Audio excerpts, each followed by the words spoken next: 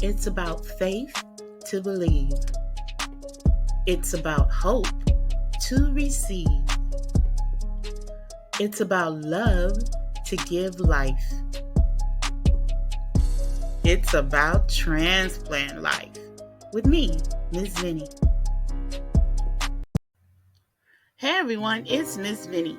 Please join me live on Facebook as I share with you the incredible love story of George and TERRI CECERE. Young TERRI was only 16 years old when she met her soulmate. His name was George, and he was faithful, and they became inseparable. TERRI had no idea that over 40 years later, she would find herself in need of a life-saving heart transplant. Through thick and thin, for better or for worse, for every hospital visit, faithful George was by her side.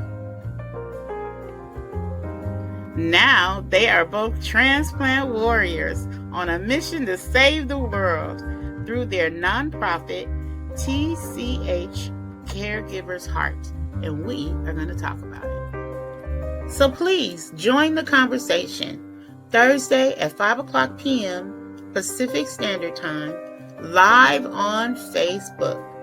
Please tell a friend to follow us at About Transplant Life with Miss Vinnie. See you there. Hey everyone, it's Miss Vinnie. It's Thursday, and you know what we do on Thursdays. We go live on Facebook where we tell incredible stories about transplant life. Thank you for joining me tonight. If you are new to the program, like I said, my name is Miss Vinnie. I'm a heart transplant recipient, and I am celebrating 10 years. An incredible 10 years as a heart transplant survivor. And one of the things I like to do more than anything else is to, encourage, inspire, and educate everyone about transplant life, and encourage everyone to say yes to organ donation, because organ donation truly saves lives. And tonight, I am so excited to share with you the greatest love story you ever heard with my dear friends, George and TERRI CECERE. They are here. And TERRI is a heart transplant recipient. Not only that, but she is also a cancer survivor. And we are going to talk about that. But I told George, I think he had a transplant too, because George is like her number one supporter, and he is faithful through and through. And I am just so pleased to meet them. And we are live on Facebook. There's people out there watching us. Thank you for watching us. So without any further ado, I want you guys to say hello to my dear friends, George and TERRI. They're right there. Hi, everybody. Miss Vinnie. Hi. Hey, George. Hey, TERRI. How are you tonight? Did it. So happy to be with you, Miss Vinnie. I'm so happy to have you. We've been planning this for a couple of weeks now, and so the excitement has been building, and so we finally did it. And I'm just so grateful to God for your story. It is absolutely incredible. Thank The you. things that you have gone through, and not only have you gone through them, but you have gone through them together. And so kudos to you for, just sticking together and honoring your vows, for better or for worse, right? That's right. Absolutely. Yeah, we wouldn't have it any other way. And it's a beautiful story. It's absolutely beautiful. We are live on Facebook, and you got friends that are making comments. Let's see what they're saying. Right. Jerry Gill is here. Hi, Jerry. Jerry's going to be on our show next Thursday. She's a living kid. She says, I'm looking fabulous. Thank you, Jerry. I appreciate it. Anitra Washington. She says, God bless. Thank you for joining us tonight. And of course, my wonderful son, Tony, is here. He's feeling a little under the weather, but he's always supportive no matter what. And so thank you for joining us tonight. We are going to get started with the incredible love story, I call it, of George and Terry, right? Um, I want to show our viewers something that you sent me. Who's that lovely couple? Yes, those babies there. My goodness. Let me take Tony off the thing. When did you get married to this amazing man, Mr. George? Tell us We about that married, love story. all right, we married August 5th, 1978. Um, I had graduated high school a few months earlier, and he was in his second year of college. And we just decided, we were ready. And so It was time. it was time. Yeah. Yeah. Was it love at first sight, George? You saw that cutie pie and you just knew she was the woman for you, huh? It was absolutely. When I first met Terry, it was like, I think this is the right one. And then, early in our story, we went through the cancer diagnosis and the cancer scare. And Miss Vinnie, it just seemed like from that point on, it was ordained that it would be the two of us together. And even though I was still in college and she was just graduating from high school, it just seemed like the right thing to do. And, looking back on it, we like, oh my gosh, what crazy kids. But, 47 years later, I think it probably worked out pretty well. Yes. And I think so too. that So let's talk about that cancer, your cancer survivor story. How old were you when you were diagnosed, and what was the? Okay, I was 16 and I was diagnosed with non-Hodgkin's lymphoma. And during that time, we had really just started dating, and he would come home to see me, and we wrote and we talked on the phone a lot, and he just was really there. He was my constant, and I could not have done it without him and his support. I mean, you would think, a young man, 18 years old then, doesn't need to get bogged down with somebody who is ill, someone he barely knows. But he stood by my side, and he showed his love and his caring and his support at that time. I went through 10 rounds of chemotherapy, and he was with me all the way. And then after his second year of college, we decided to get married. And so you weren't even married yet when you went through your? No, I was 16 and he was 18 at that time. Yeah. Wow. Yes. We had just met, and I was away at college and she was back home, and I was at Miami University in Oxford, Ohio, and she was in the hospital in Columbus, Ohio. But every weekend, that's where I went, or to her home, depending on where she was. And that bond just sort of grew, and that love that we found early on just solidified during all of that. And it was shortly after her surgery to kind of go through and make sure that there was no sign of the cancer left, that we sort of decided at that point that we would be together forever. And we'd planned to get married maybe after college, but I don't know, fate intervened and we said, no, we don't want to wait. And so we did. We got married, and then I finished my 2 years that I had left of school. And I believe it was the day after my college graduation, our first child was born. Okay, you guys didn't waste no time, did you? She was 20 then. He was 22. Right. We were blessed, yes, a beautiful daughter. But when he was with me that whole time during the cancer diagnosis and treatment, he really showed his true self.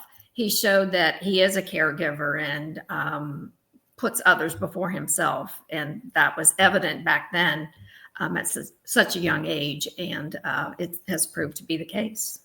Yes. So we were married then, and 2 children, and now we have 2 grandchildren, and everything else came along, a little bit later after our second grandson was born. That's when the cardiomyopathy and the heart failure was diagnosed. My goodness. So what was your life like in between that? I mean, you had a family. What career goals did you have? What were you doing? Well, Terry was actually, we were building our careers just like any young couple, and building our family and going through all the things that, you know, young couples go through early in their marriage. Terry actually was fortunate enough to be able to stay home with the kids until they went to school.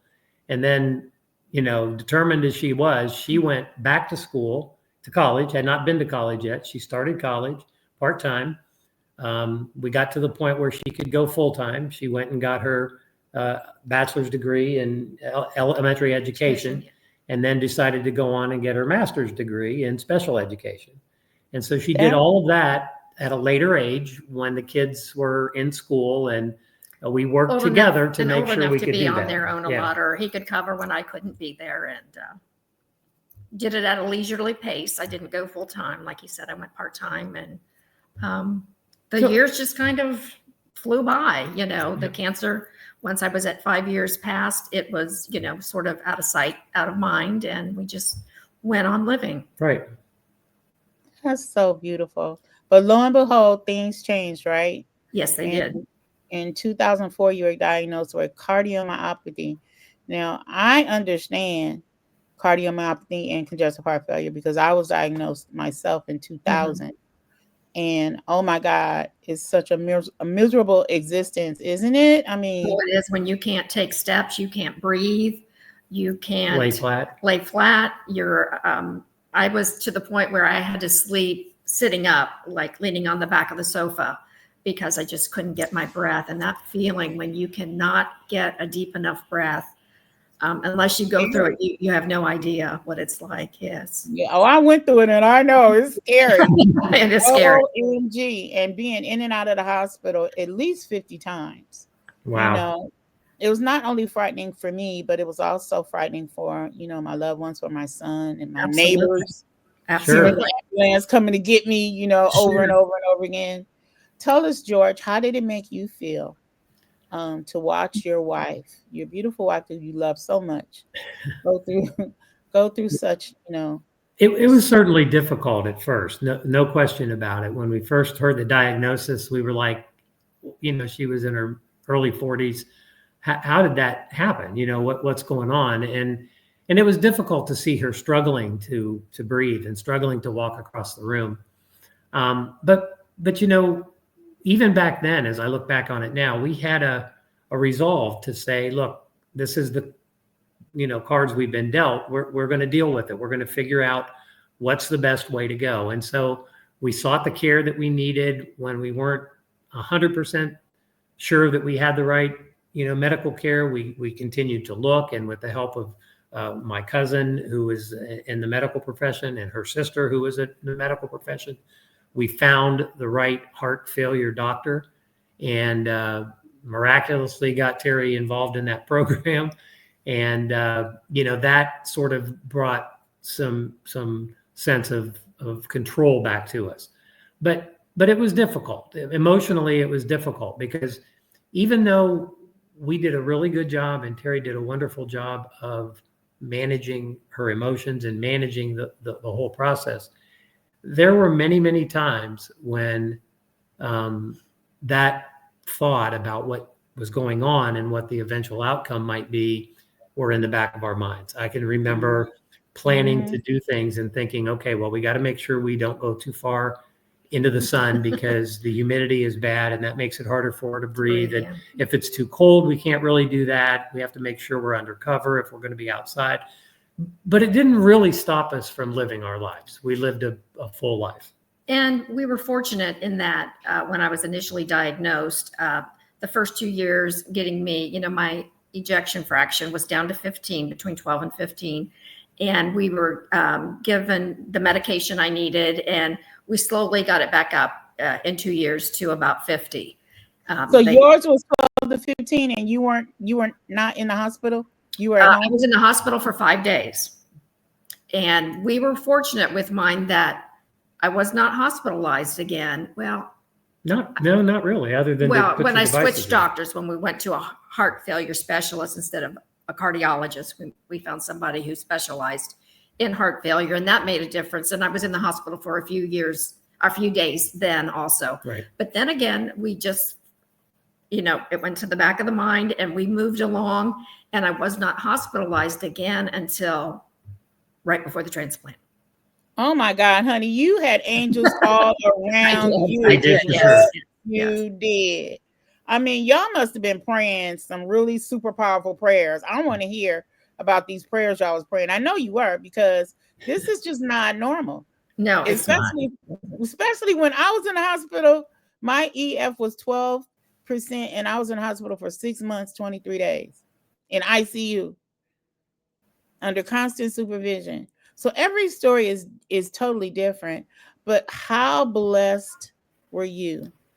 Not only to have George as your number one supporter, Wow. but My to be goodness. able to go through this journey and not really be, hospitalized for a long period of time. Can you hear me? Yeah, that was really unusual. fortunate. Yeah. It was Yep, the Lord was definitely an unusual thing. Yeah. right there. We're live on Facebook. Lily Combs. He says they are incredible people. Is Lily Oh, Thank Lily's you, a Lily. special lady. Thank you, Lily. And I saw one from cousin Judy a minute ago, and thank you, Judy. Yeah, cousin Judy. Judy is your cousin? Yeah, there God she is. bless you, Terry and George. I love being live on Facebook. That's incredible. What are some of the challenges, though, that you faced, George, being her caregiver during this period? Because we want to help people that are going through the same thing, Probably more. Sure. Probably the thing that saved me the most was Terry's attitude, and just the positive attitude that she had, and the fact that she basically said, look, this may not be the hand we were hoping we would be dealt, but it is the hand we have, and I'm just going to give it up and say it's in God's hands, and we'll move on, and we'll continue to do everything we can to live a normal life.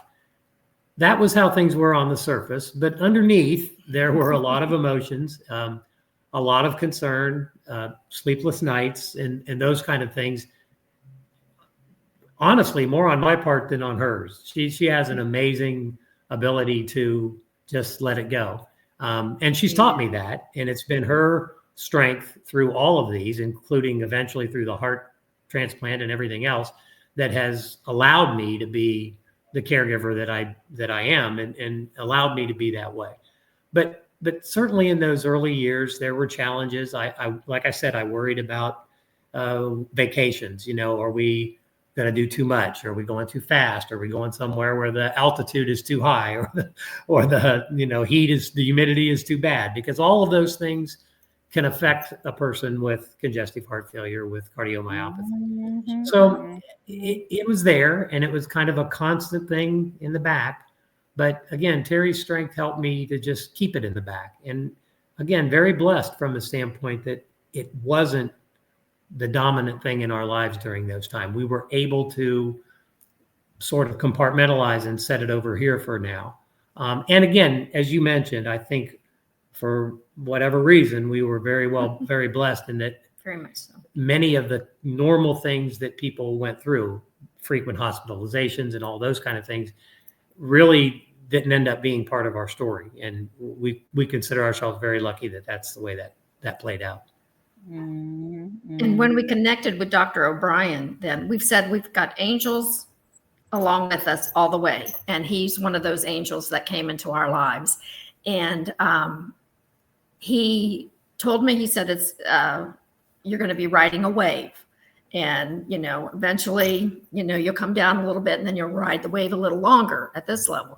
And that pretty much was the case. Anytime there was a bump in the road, there was a new medication or a new device.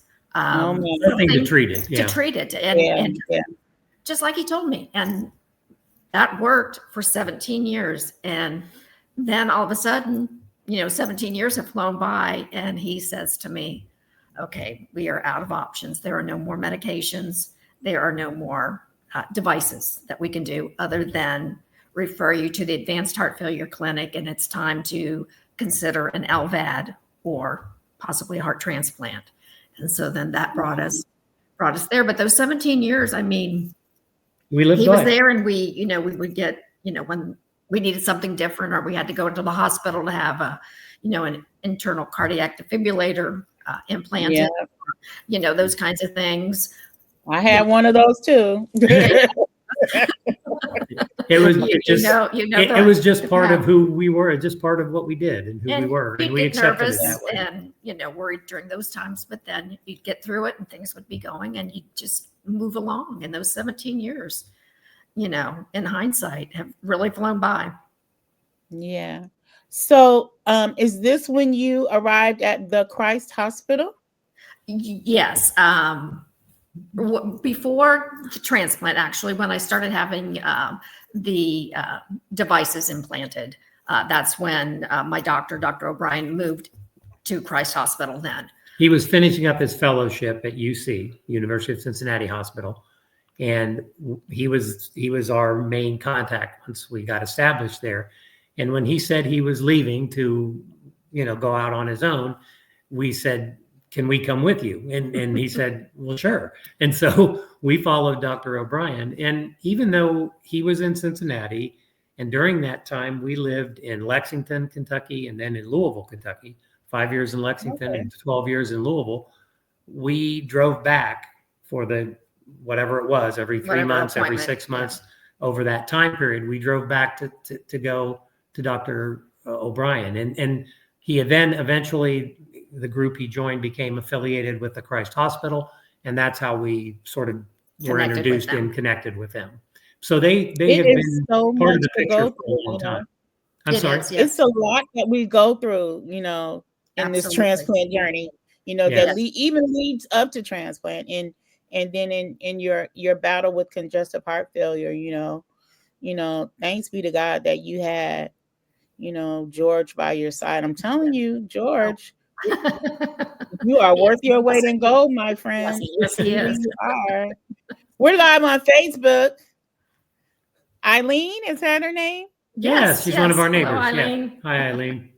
Incredible story and amazing neighbors. Thank you for joining us. And here's Tom. Hi, Tom. This is Terry's brother. I ain't Terry's brother. I'm sure he's got some stories to tell. Yes. That's for another day. About your adventures with congestive heart failure. Yes. Oh my God. He's been a good supporter. My whole family has. Yeah. Yes. How do you speaking of your brother, how do you think your transplant journey affected, your family members? I think when we found out that that's where we were, they were, shocked too, because everything looked good and it seemed good. And the time for transplant came just after COVID. And I think during that time with COVID for 2 years, we virtually stayed in-house. I mean, we avoided the public, we avoided crowds. We didn't go anywhere. George would run out and get the groceries, and then when you had to leave them in the garage and then wipe them all down before you brought them in the house, that whole thing. That whole thing, OMG. But so for my family, they didn't really see me declining. And I really didn't feel like I was declining, but then I wasn't doing anything. I hadn't been to the grocery store, hadn't been shopping. Right. I hadn't really been out. And so I knew from the echocardiograms that things were not going the right way. We could start to see the numbers going in the wrong decline, directions. And so I mentioned that to the family, but when I had to tell them then that they're considering a heart transplant, they were like, oh my gosh, really surprised, but they all jumped in to help whenever they could and would have done more if we had asked. So they were all great. I would say that the heart transplant journey and the post-transplant time has brought Terry and her siblings closer. I think they connect more often now. They've been just a great network of support, as have my two sisters and my cousins and my Jack and Judy especially. I mean, we were, again, very blessed that we had such a great family support network to help through all of that. And even because it can be a lonely journey if you don't. And we're fortunate that we did that. And I always say that when someone is in need of a life-saving organ transplant, love rushes in to rescue them. You are Yeah. absolutely right, Miss Vinnie. Yeah. Even Yeah. our neighbors, and we hadn't lived in this neighborhood very long, And were COVID. wonderful. They helped us take care of Lincoln while all this was going on, and just Lincoln the dog. That's Lincoln the Yes, dog. Lincoln's your our dog. Yeah. So we're at the Christ Hospital, and I love the name of this hospital, by the way. Yes, yes, Yeah. it's aptly You know, named. Yes. I'm telling you, I am absolutely convinced that the Lord has truly ordered your footsteps through this whole ordeal. And I'm just big on that. I just know, because I absolutely know and understand that I'm alive today by the grace of God and the generous gift that I received from my organ donor. It worked hand in hand. Yep. We Sure. don't make it without our faith. How important was your faith during this transplant journey? Like I've said, we're very spiritual, and the faith was important. I mean, we prayed a lot. There were people praying for us. How many people put you on the prayer line? And just yeah. Everywhere. I mean, it just was amazing. The people that we didn't even know that were out there, Yeah. praying for us, and the clergy at the hospital coming in to talk to us and helping us to understand. Tell her about everything. Pastor Ann on the morning that you were told that the heart was available, and how emotional you were, and how she just showed up. And she just always would show up at the right time, and she would pray with me, pray for me, and just say the right things, and say the right things. Yeah, the comforting things. And I told her my whole story, like we have told you some of it along the way. And she said, God has been with you this whole time. He's walking with you. The angels are with you. And she, just really made me feel, like this was going to be okay. And we were, in the right place, doing the right thing. Yeah. Just that like reassurance. Yeah. I'm here watching. Love you guys. That's my sister, Joni. Hi, Joni. Thank you for joining us. Oh my God. God is a very present help in time of trouble. And truly, your story is evidence of that fact. And you told me that you only waited on the transplant list for 3 days. 3 days, that's right. That's yes. Wow. I know. Again, another blessing. It was a blessing. Another blessing. I was supposed to be listed on Halloween. This is good. And, they came in late, like 4:30 in the afternoon, and said, we didn't get you listed. We couldn't make the cutoffs and this, that, and the other. And the next day was November 1st. And that was All Saints Day. And I said, it was better to wait for All Saints Day and be listed, and to be listed than be listed on Halloween. So that was a blessing. You got that right. It worked out great. And 3 days later, yes, I got my heart, and like you like to say, I was resurrected. Resurrected in 3 days. 3 days, yes. At the Christ Hospital. Yeah, Christ Hospital. Which is appropriate because Easter is this weekend. You cannot make this stuff up. What was I going to ask you? So, do you know anything about your donor family, or anything like that? We have written them. We have not heard back. The only thing that we know is the age of an age range, not the actual age, but just an age range, because of what we could find out on the UNOS site. We learned nothing about the donor from the hospital. Of course, that's all, There's Vicky. Hush, hush. Oh, another neighbor. Yes, there's Vicky. And hello, Vicky. Hi, Don. And I hope to hear something, but I don't know if we will. But I'll continue to write them and thank them for this, this gift that I'm grateful for every day. Yeah. This is Donate Life Month, of course, and so Terry wrote a beautiful note to her donor and family the other day, and we went down to the flag raising at the Christ Hospital, and Terry and I both spoke there, and she brought the gift that she had made for them, and then also the letter, and we sent it through our OPO, which is the protocol. And again, we're just hopeful that at some point they'll recognize that. But I think something that's come out of that, though, that Terry talked about the other day, the families that we've met through our advocacy for organ, eye, and tissue donation, and the donor families that we've met have acted as surrogates for the donor family that we don't know yet. Isn't that the truth? Because of their gratitude and their grace and everything else that they've expressed to us. Because at first you're a little hesitant because, obviously they went through a tragedy and you don't know how they're going to react, but they are so welcoming. So welcoming and grateful that the gift of their loved one continues to allow you to live, a wonderful life. Yeah. Time is something that everybody always wishes they had more of. And Miss Vinnie, you and me and the other organ donor recipients have been given that gift of time. Yeah. But for the grace of God, that we got that. And we're grateful every day for it. No question. Yes, we are. So let's talk about, thank you, Jerry, for putting that donatelife.org to register for organ donation. That's so important. Thank you for absolutely for sharing registerme.org. Go ahead. And registerme.org. That's right. And about transplantlife.org.com. You can go there too. There you go. Let's talk about some of the advocacy that you are doing to raise awareness about the importance of organ and tissue donation, because it's something about getting a new organ that makes you want to help people, makes you want to give back, right? Absolutely. Well, so what are some of the amazing things you've been doing?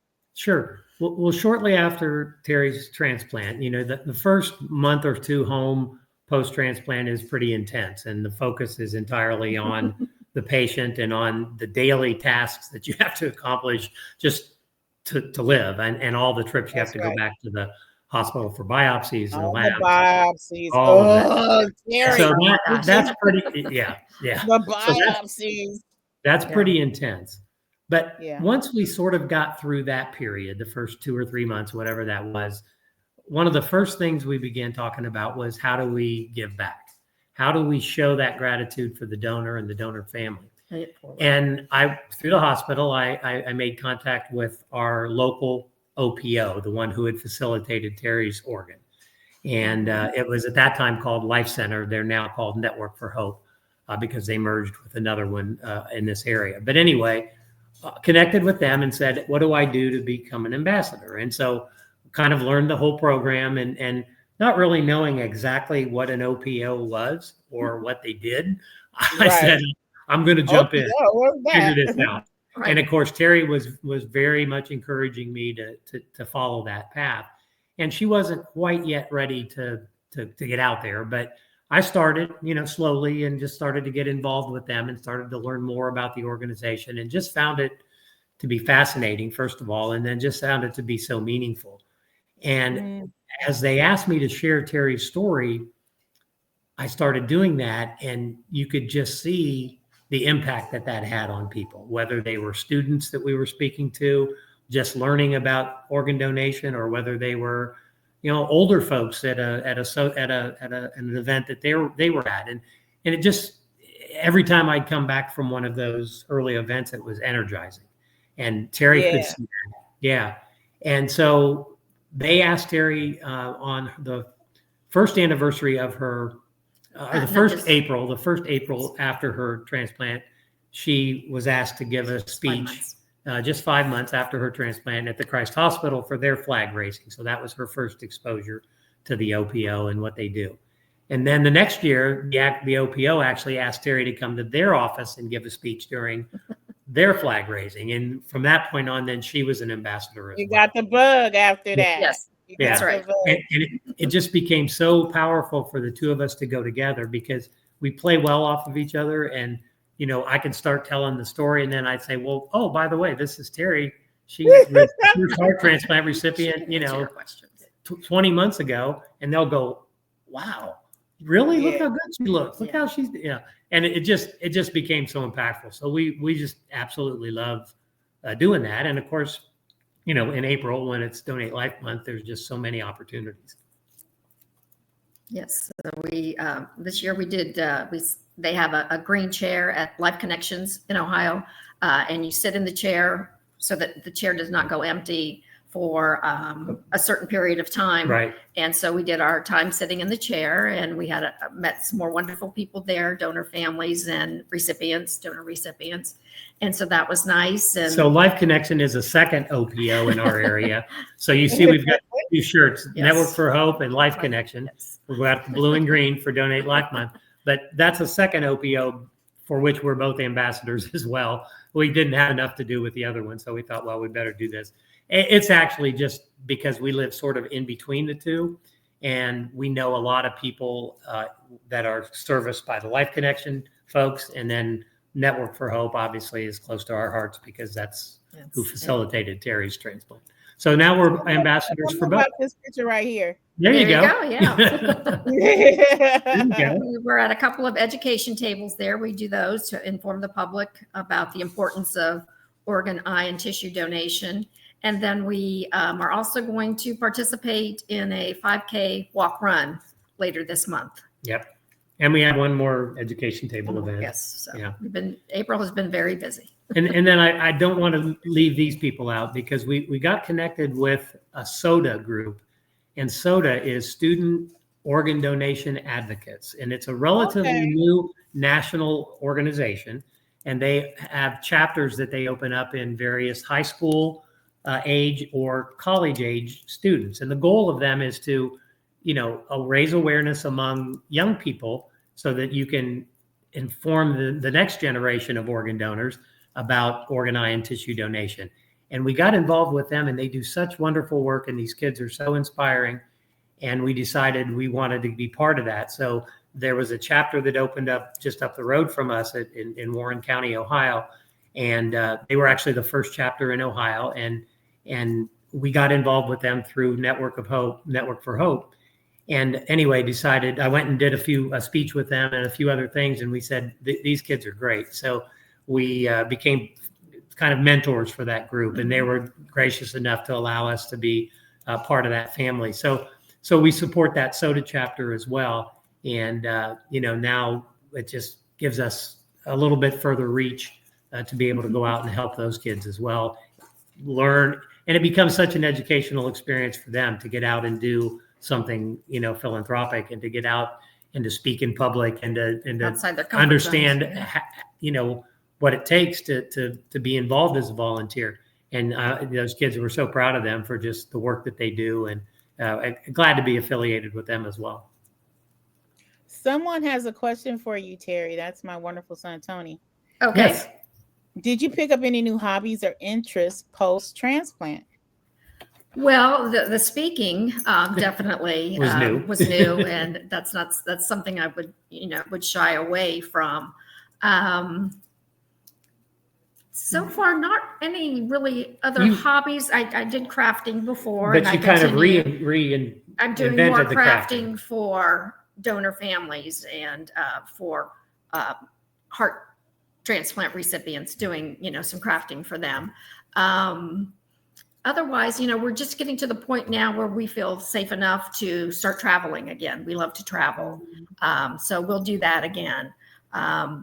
During the time post-transplant, until probably, 6-7 months ago, I just felt like I didn't really have the attention span to read a book, to get, you're kind of in that fog from the medication. For a while. Yeah, that's what I was going to say. Do you think it's the medication? Are you still dealing with that? Yeah, definitely. Oh, okay. And so I wasn't reading as much, or that, and then also cataracts, but I had those removed. That made a huge difference. But so really just more intentional crafting, and going to be starting our travel again. So we're looking forward to that. Yes. Well, I think he's talking about, when before I had my transplant, I wasn't a purple girl. Okay. My favorite color was red. And immediately post-transplant, everything had to be purple. So people often tease me that I received a purple heart. There you go. Yes. So I think he's asking, did anything change? Did your appetite change? Your things that you liked, did anything like that change? Did it? Yes. Salmon. I enjoyed salmon pre-transplant. Post-transplant, Don't even really like the, no, I've stayed away from Wow. salmon. So that's what I haven't had any unusual cravings. I wish I didn't like, chocolate and sweets so much. But The dark chocolate's good for your magnesium. the dark chocolate's good for magnesium. You have an excuse. But that's really the only thing that I noticed. I know I've heard other people say, oh, they ate peanut butter. They just love peanut butter. Or they didn't love peanut butter, but post-transplant, they couldn't get enough peanut butter. And so funny story about that. Actually, Dr. O'Brien asked us that question seriously at one point. He said, are there things that you're craving or things that you don't like anymore? And we said, we thought he was joking. And he said, no, he said, that's actually a real thing. And we're like, okay. I wanted to go hiking post-transplant. I was in the hospital. Really? Like, can I go hiking? When can I go hiking? I ain't never went hiking. My old heart wouldn't even let me think about climbing the stairs, let alone hiking. Yeah. All of a sudden, I wanted to go hiking, but my knees was like, "No, you got a new heart, girlfriend. That's not going to happen." Yeah. We're not going hiking just yet. About your love of purple now, so yeah, I do have a love for purple, and it gives me joy. I really do. It's like a really bad thing, It's my new color. So you are also founders of TCH Caregivers Heart. What motivated you to start this support community for caregivers? So one of the things that I came to know pretty quickly is that, obviously the patient has their own journey with transplant and their own emotions and physical issues and all the things that go along with that, the medications, everything else. The caregiver walks a parallel path and has concerns about many of those same things, but they also have some things that are different. The caregiver sees a lot of things that the transplant patient doesn't really see. And those things, hospital kind of things, and those things can cause trauma. And although I never believed it. What's that? You experienced trauma as a caregiver? Yes. Yeah. And I never really believed that PTSD for caregivers was a real thing, but it truly is. So anyway, I was given some advice by a social worker at the hospital who said, there's a caregiver support group that meets online, and they're out of a place called Gift of Life, Howie's House in Philadelphia. And I joined it, and I thought, well, I'll see what this is all about. And I was a little hesitant at first, and especially after the first couple of times, and I started hearing some things like, oh my goodness, I don't know if I really want to hear that. But I stuck with it at first. Why? Because I didn't know. First of all, probably I was, probably had the sense that maybe I didn't really need that. I could handle it on my own. Once I realized that was crazy and not very smart, I said, okay, I'm going to join. And then, the first few sessions, there were conversations and discussions that were a little scary, as we were trying to learn, how to do this. But anyway, I stuck with it, and I can remember every time I'd come back, out of the other room from the meeting, I'd be energized by the conversations, and Terry would, ask me about, and I, would only share, basic things, nothing confidential, obviously, but just my emotions about it more than anything. And it came to be a refuge for me. Every other Wednesday at 4:00, I knew I had this hour where I could get away from all of the other things that were going on, the medication, the appointments, the doctors, the whatever it was. Yeah. And I could sit and talk with some people or just listen to people who were going through a similar journey. So I decided shortly after that I really wanted to try to bring that resource to the new transplant patients at the Christ Hospital. And remember that Terry was actually the first recipient at the Christ Hospital once they were approved for their program. We didn't talk about that. Terry, you made history, right? Yes, I was. You were the first heart transplant patient at the Christ Hospital. That's right. New transplant program. Yes. Yes. And they had done kidneys for many, many years. I think close to 50 years prior to that in the transplant world, but the heart was new, and they were very well known and are very well known for their cardiovascular care. but they just didn't have that program. That's another story that just beautifully fit into our story. When TERRI needed that service, it was there. It was there miraculously. Boom, there it was. It was. I mean, literally, when we first started consulting with them, they were not yet approved as a transplant center. And TERRI asked the question, where would we go? And we talked about some other possibilities. But what a blessing to be able to do it something like this close to home. And, you know, we ended up, you know, being the first. And that was, you know, it was interesting to be the first. There were a lot of new things going on, but we were very comfortable with it. We had faith in the team, and we had faith that God was overlooking everything and that we were going to be fine. And don't really think we ever hesitated from that. They've since done, by the way, 44 additional ones in the last 30 months, 45 total 44 additional in the last 30, in the last year, 2.5 years, which is pretty amazing. So anyway, back to the caregiver, I decided I wanted to build this community for the recipients at Christ Hospital. So with their help and with consultation with them and their support, I decided to go ahead and begin this group and do the same kind of a virtual online. And it launched last July, and it launched pretty strong. But it was a smaller audience. Obviously, they didn't have that many people that were, you know, in the caregiver world. And so I struggled a bit to try to get more engagement. And eventually I decided to open it up to all organ recipients, not just heart, and that all organ centers all across the country, transplant centers all across the country. And I did that about less than 2 months ago. And, you know, my mentorship rose from 12 back at the time to, I think as of today, 36. So 3 times the amount, just with the outreach that I've been able to do and through some of the connections that I have. And I have people that are part of my new TCH Caregivers Heart support community from Tanzania and from Melbourne, Australia, and from Winnipeg, Canada, and from literally all the states across the country, not all of them yet, but many states across the country, and of all different kind of organ recipients. And it's just a beautiful thing that to be able to get together with them and to facilitate those conversations and to give them that same home base of comfort that I felt and continue to feel with my original group. By the way, I'm there every other Wednesday, and now I do my group on the opposite Wednesday. So Wednesday is community day when it comes to support for caregivers. That's awesome. And really quickly, what are some of the things you talk about in your community groups?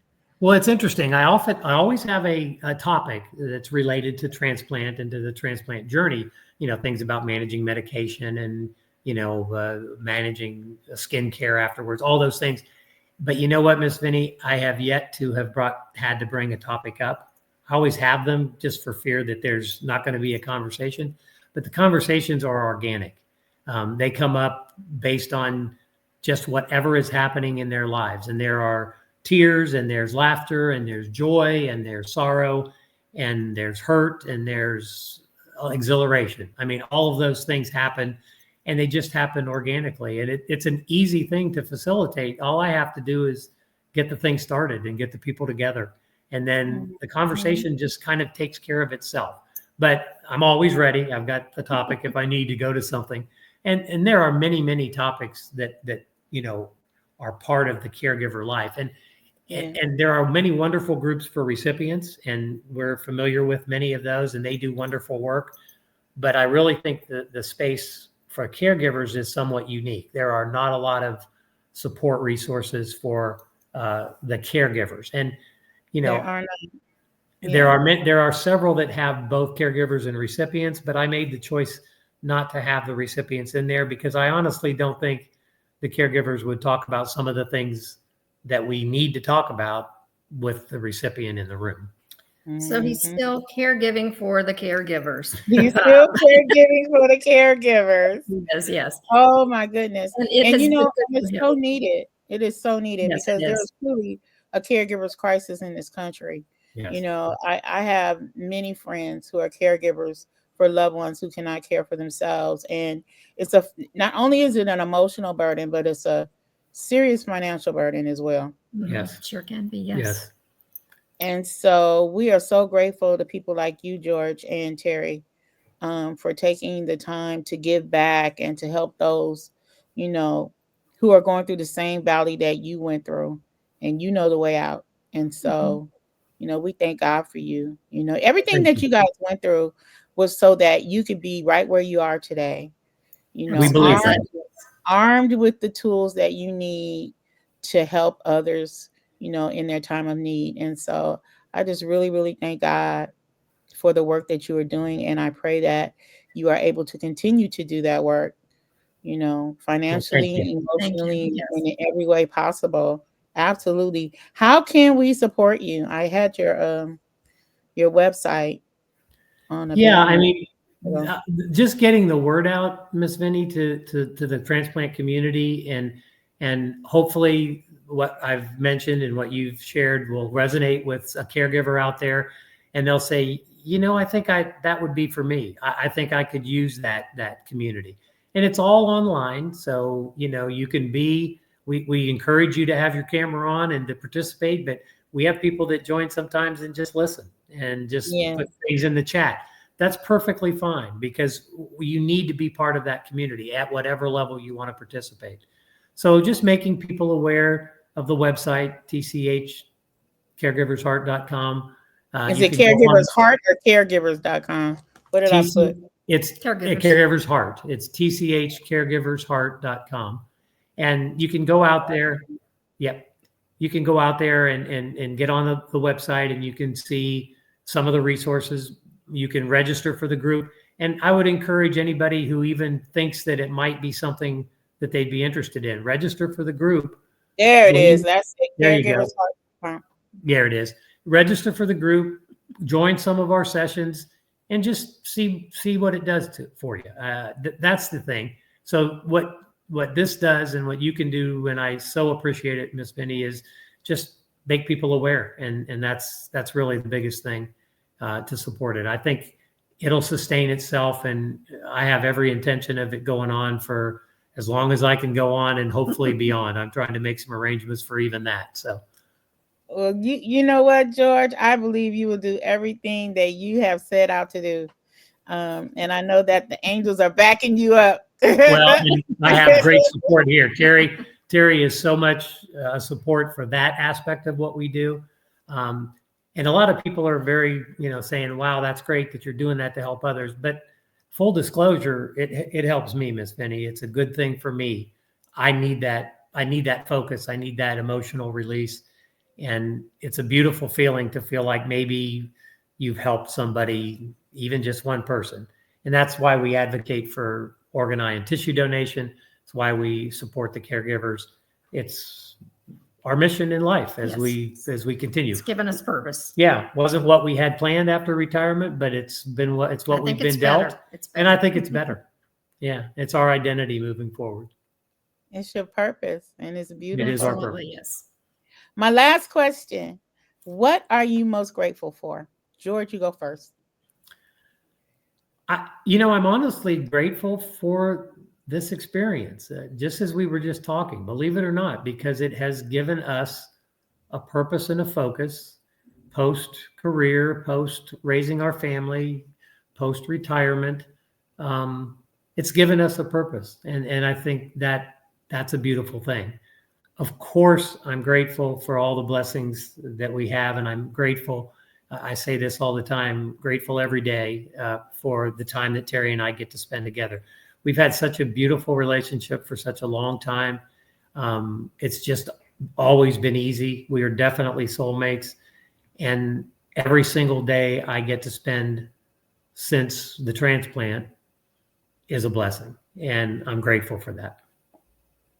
My friend Glenda says you are awesome, and I totally agree with her. Thank you. And there are so many things for which to be grateful. I mean, from waking up each morning, each breath we take. But for me to be here where I am right now took somebody signing, the back of their driver's license, marking that box, and giving me the greatest gift And for that, I am eternally grateful.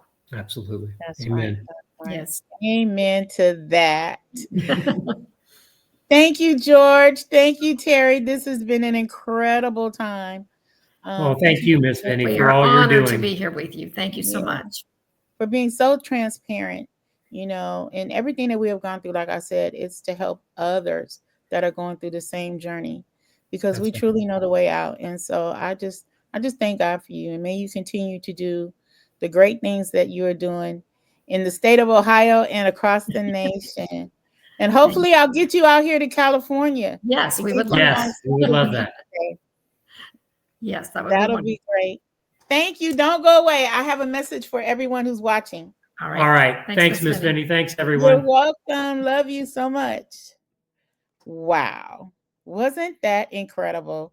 I am so grateful to God for people like George and Terri who understand that, it is the power of God that heals, it is the power of God that saves, and it is the power of God that brings us through the most difficult seasons of our lives. And so I just always want to end each program by saying a quick prayer for those who are waiting on the transplant list, whether you need a new heart, a new kidney, if you're believing God for lungs, and praying for those who care for you, our caregivers that are so important.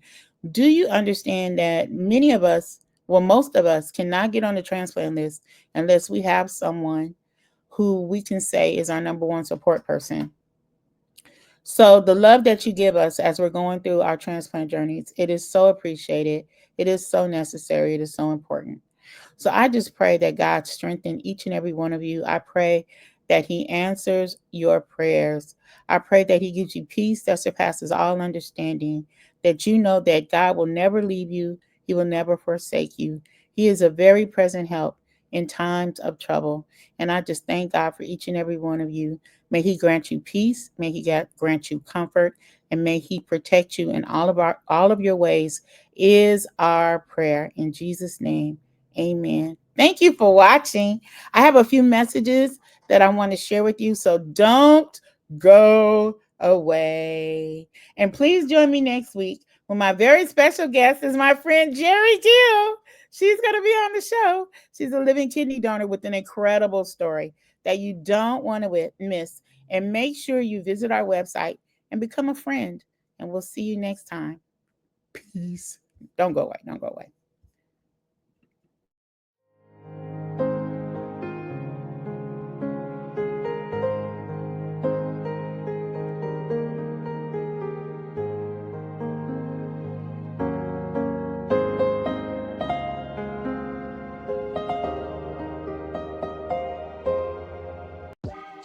Hey everyone, it's Miss Vinnie.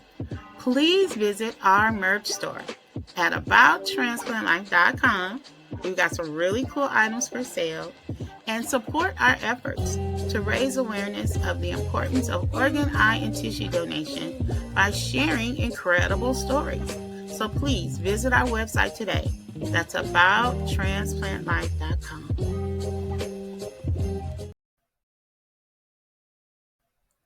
Please watch About Transplant Life TV every Saturday at 8:30 a.m. and 8:30 p.m.